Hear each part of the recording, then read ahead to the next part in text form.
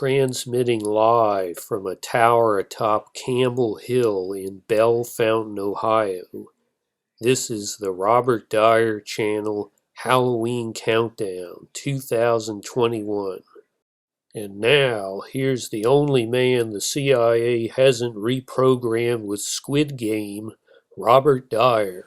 Hi everybody, Robert Dyer, and welcome to the Robert Dyer Channel Halloween Countdown, where we're counting down the top Halloween products of this year. And today I have one of the most exciting for 2021. Holy smokers. This is the General Mills Monster Mash cereal. This is bringing together all of the Monster cereals into one product, and as you may know, the Monster cereals were based on the original Universal Monsters, so it's interesting that General Mills was able to bring all of them together into one product before Universal was able to bring its monsters together into one movie series. I think Boo Berry was the one I was most obsessed with as a child because you could never get it in my area. It was that tantalizing cereal that other people were eating, I don't know where else in America. So all we had here was Count Chocula and Franken Berry, and Count Chocula was always my favorite, and Count Chocula is on my personal top 10 cereal list of all time. Okay, so let's take a closer look at what appears to be some fabulous packaging on this box. And we have a representation of each marshmallow. And then a cereal. Actually, these two on the end here, these look like cereal pieces. Artificially berry flavored, thanks to Monsanto, with Monster marshmallows. And then you have this big Monster Mash logo. And then down here you have the individual band members, so to speak. You have the ever elusive Boo Berry. You have the very rare Fruit Brute. His 1960s hallucinogenic suspenders. You have Yummy Mummy, a very obscure member of this group. Something very odd going on there. We have Franken Berry. Guess he's got the bass guitar here. And finally, the Prince of Darkness himself, Count Chocula. I'm hoping that's a pipe organ sound coming out of that keyboard. And then here on the side you have a fascinating Monster cereals history. I did not even know all of this. 1971, one of the most monumental years in history, in part because Count Chocula and Franken Berry step onto the scene. And then a year later, Boo Berry turns the monster duo into a trio, and he would become the most elusive man in cereals for decades to come. 1974, who saw this coming? Fruit Brute. Obviously he's supposed to be the Wolfman, but his cereals were never sold around here. Neither was Yummy Mummy. Only a few years ago, long after the 1988 debut of Yummy Mummy, were his and Fruit Brute's cereals made available at Target in my area. and I believe I reviewed one of them at that time. Now, after 50 years of intelligence agencies running the country, the monsters reunite to mash. And it's about time. For the first time ever, the monsters are coming together in one scary, delicious bowl of cereal. And they've got the biggest pile of teaspoons of sugar you're going to find. So here on the back you have another full panel of artwork. Fabulous. It appears that it's gotten later Halloween night and things have gotten significantly wilder and out of control. Here at the top you have the bats flying around, obviously vampire bats. You have this little explanation here of what's happened. Then on the sides you have these things from Dr. Frankenstein's laboratory that have been, I think this was unauthorized because they've been moved over to the cemetery. And this is where they're now hanging out. They've gone from the castle or the mansion to the cemetery. I'm still worried about this guy. There with his tambourine, the bone drumsticks, suspenders about to snap off. Just wait till around 4 a.m. Graveyard smash. Just barely got the whole kit in between the tombstones here. And there's Boo Berry. He's saying, let's see how hard we can make it to find my cereal this year.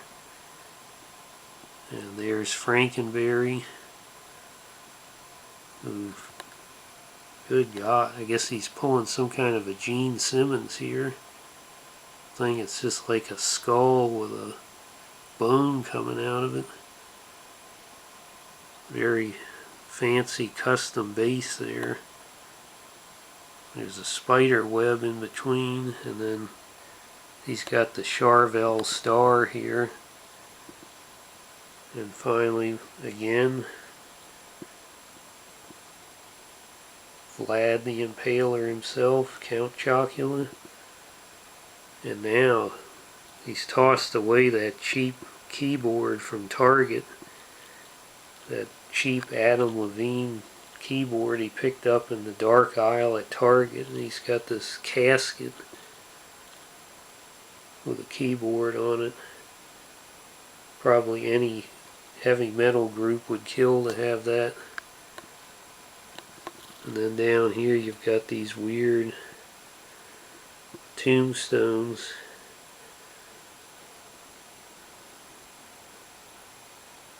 I don't know what this is. Some sort of obscure tribute to Fernando von Arb and Gary Moore, I guess. That's a really deep cut. Listen now. I don't know if you can get this off of your screen. If you take a picture of this, scan it to hear this music.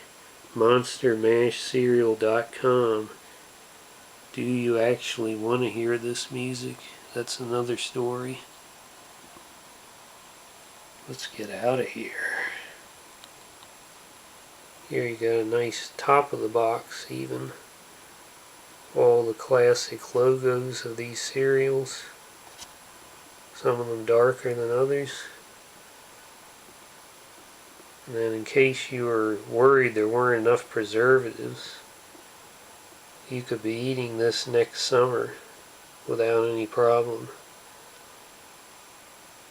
That's the Monsanto mash. So here it is out of the box, in the bowl, an adult size serving. You can see the ghosts of two different colors. You can see that the marshmallows are not as plentiful as you would have expected. There's a lot more corn cereal here than there are marshmallows. I also noticed there's sort of a glossy, sticky syrup. They were calling it frosted cereal, and it does sort of look like it on some of them, but other ones it's like the syrup is still glistening there. We've got a ghost rising up out of this. Watch out, watch out.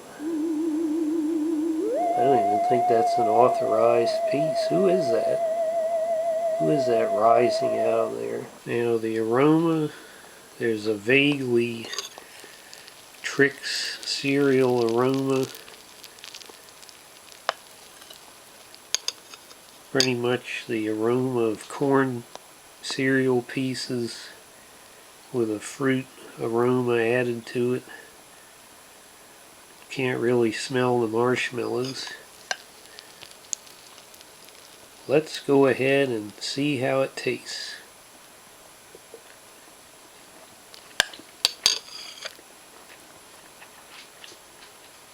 Well, it's a mildly fruity flavor, a really strong flavor of the corn, sort of like not only Trix cereal but Kix cereal, so not exactly exploding with flavor, and as I noted, not a whole lot of marshmallows to really break up that.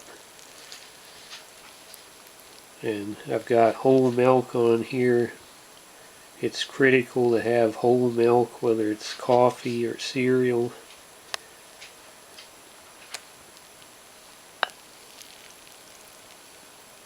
Let's try to get another one here.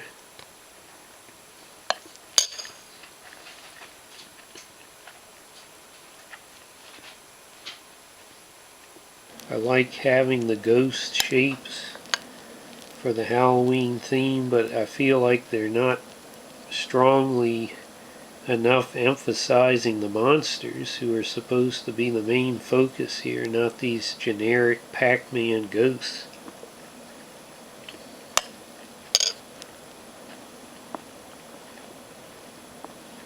Well, this is certainly a product that makes an explosive entrance. The packaging is what you notice first. The concept is outstanding, as is the packaging. The great artwork. The only thing better would be as if they gave us, I'm just going to pretend this is in Frankenstein or Dracula's castle. We can't really see the castle in the background, but it would have been nice to have the Dracula or Frankenstein castle setting. They did give you the cemetery and the Frankenstein reference here, and it was certainly well executed to bring all the monsters together. Unfortunately, the actual cereal itself is disappointing to me. If, like the Universal Monsters movies that we were once promised, that were going to be a battle royale of the monsters, if this is a battle royale, then it looks like Fruit Brute was the clear winner, because this is just a fruity cereal. What happened to the chocolate? Count Chocula is not represented in the flavor, so it seems like Peter Cushing got to Count Chocula fairly early in this episode. I mean, I think Chocula made an exit quicker than Steven Seagal in executive decision on this one. So I think for Count Chocula fans, you're probably going to be disappointed, as I was. We're not getting a true mashup of the cereals. We're sort of getting a Trix flavored cereal with a paucity of marshmallows. There simply were not enough marshmallows in this, so I think this could be fun to have for Halloween, for breakfast. It's certainly going to set the tone for a Halloween season breakfast, or any time of the day or night. But as far as a monster cereal, I think I would stick with Count Chocula personally, if you can find it. And as far as just getting a great tasting cereal with marshmallows, and plenty of them, Lucky Charms is definitely the choice for that. So factoring everything in, I'm going to give this a well, I'm tempted to give it only 2 stars out of 5, but I just feel like the packaging and the idea were so great that I'm going to cut them a little bit of slack and give it 3 stars. Hope you liked this video. Share it with your friends. Please subscribe, and I'll see you next time on this Halloween countdown. Bye, everybody.